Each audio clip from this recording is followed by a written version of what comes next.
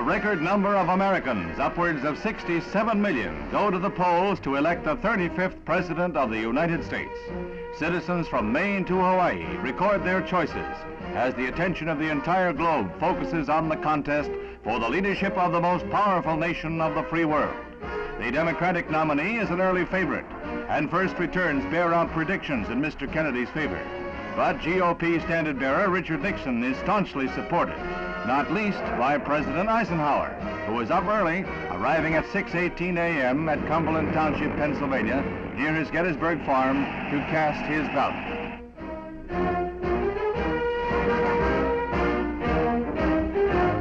Notwithstanding Ike's support, Pennsylvania's crucial 32 electoral votes were carried by Kennedy. Mrs. Eisenhower followed the president late in the day and left no doubt as to her preference as she cast her vote in the tiny Pennsylvania firehouse. Eager crowds gathered outside the West End branch of the Boston Public Library as Senator Kennedy and his pretty wife arrived at the polling place early on Election Day before flying on to Cape Cod to await the outcome.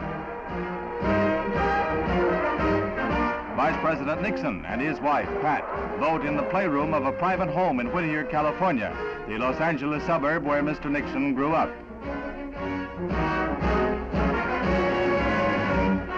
Mr. Nixon's running mate on the GOP ticket, Ambassador Henry Cabot Lodge, was almost totally overshadowed on Election Day by the popular concentration on the principals in one of the most strenuously contested election battles in the nation's history.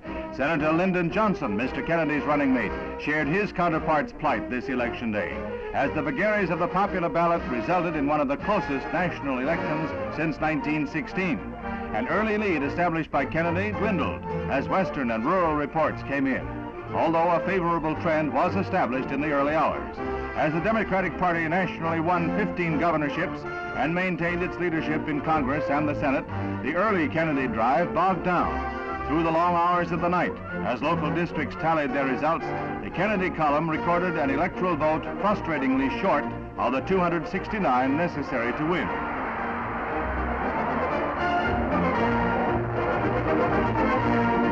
At his Hyannis Port, Massachusetts residence, the Democratic candidate and his wife stoically waited out the returns, as did Vice President Nixon on the other side of the country, who even made a quick trip across the border for an Election Day lunch.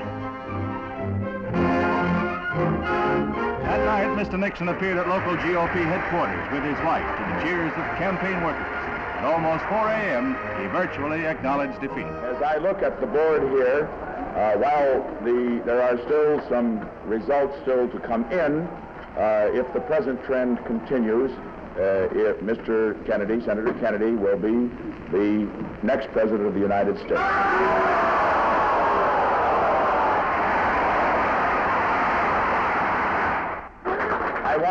I want Senator Kennedy to know, and I want all of you to know, that certainly if this trend does continue and he does become our next president, that he will have my wholehearted support and yours.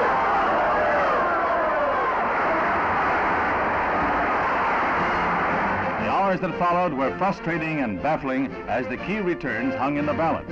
Not till the middle of the next day was the victory clinched by one of the closest margins recorded, a plurality of barely over 300,000.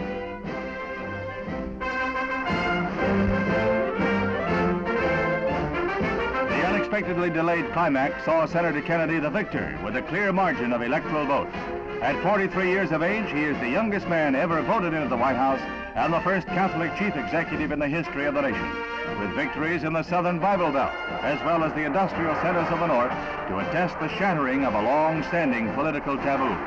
In Mr. Kennedy's first public appearance after his election, accompanied by his wife Jacqueline, his father, Financier Joseph Kennedy, makes his first appearance since the campaign began, and the weary president-elect makes his first address in his new capacity, reading aloud his answer to Mr. Nixon's message of congratulations. In reply to the Vice President, I sent him the following wire. Vice President Nixon, Los Angeles, California.